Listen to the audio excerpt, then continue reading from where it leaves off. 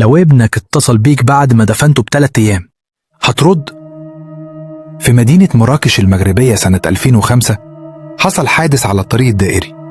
شاب عنده 18 سنة اسمه ياسين اتوفى في حادث موتوسيكل قدام عيني أبوه. الدفنة كانت بكرة وكل شيء تم رسمي، شهادة وفاة، عزاء، دفن، الأمور كلها ماشية عادي. لحد ما بعد 3 أيام الساعة كانت 2:30 بالليل الموبايل رن. الأب لسه صاحي من كتر الحزن مسك الموبايل لقى اسم ابنه على الشاشة ياسين كولينج. افتكر انه يمكن حد لقى الموبايل، لكن لما رد سمع صوت ابنه: بابا أنا مش لوحدي هنا، واللي حواليا مش طبيعيين، أنا غلطت يا بابا، ما تسيبنيش. الصوت كان مرعوب بيهمس كأنه محبوس في مكان، وبعدين الخط اتقطع.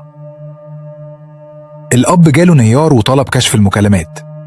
فعلا المكالمة جات من خط ابنه، بس لما فتشوا ميعاد المكالمة اكتشفوا إن في نفس الوقت ده خط الموبايل كان متوقف من شركة الاتصالات. الغريب إن تاني يوم واحد من عمال المقابر اللي حفر القبر قال إن التراب حوالين القبر كان مقلوب، كأنه حد حاول يخرج بإيديه.